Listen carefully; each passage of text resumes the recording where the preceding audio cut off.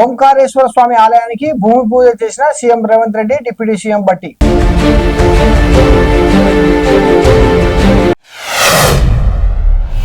విశాఖలో గిరిజనుల నిరసన.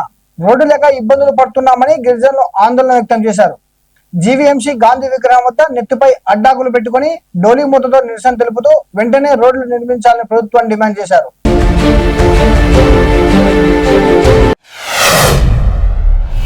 యాదాద్రి జిల్లా కొండమడుగు సమీపంలోని జాతీయ రహదారిపై రన్నింగ్ కారులో ఆకస్మికంగా మంటలు చెలరేగాయి. క్షణాల్లోనే మంటలు వ్యాపించి కారు పూర్తిగా కాలి బూడిదైంది.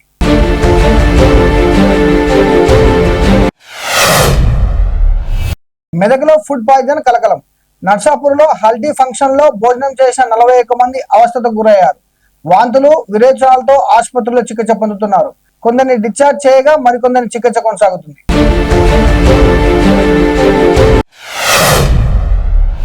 గుజరాత్ పోర్టుకు చేరుకున్న జగ్ వసంత్ ట్యాంకర్ లో 47,000 మెట్రిక్ టన్నుల LPG ship to ship transfer చేస్తున్న అధికారులు.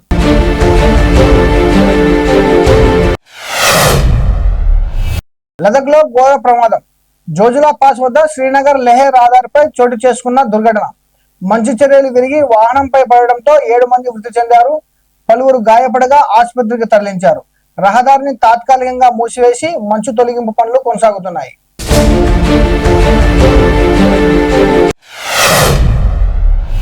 Secunderabad cantonment Bowenpally station point వద్ద భారీ అగ్ని ప్రమాదం సంభవించింది. ఒక కళ్లద్దాల షాపులో షార్ట్ సర్క్యూట్ కారణంగా మంటలు చెలరేగి దట్టమైన పొగ కమ్ముకుంది.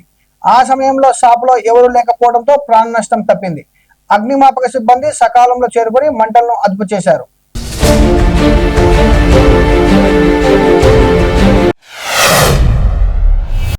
చిత్తూరు జిల్లా పాలమకొండపల్లి సమీపంలో బెంగళూరు హైవేపై ప్రమాదం. 3 మృతి. హైవేపై ఆగిన బస్సును వెనుకనుండి ఢీకొట్టిన కారు.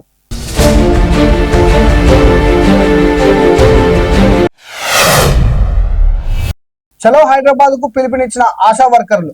అసెంబ్లీ బడ్జెట్ సమావేశంలో ఆశా వర్కర్లకు 18,000 ఫిక్స్ వేతనం నిర్ణయించాలని డిమాండ్. అసెంబ్లీ వద్దకు వచ్చిన ఆశా వర్కర్లను సైతం అరెస్ట్ చేసిన పోలీసులు.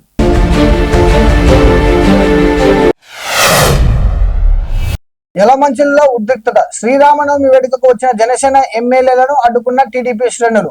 గతంలో తాము ఎన్నిసార్లు పిలిచినా రాలేదని ఇప్పుడెలా వస్తారంటూ ఎమ్మెల్యేలకు వ్యతిరేకంగా నిరసనకు దిగిన టీడీపీ శ్రేణులు.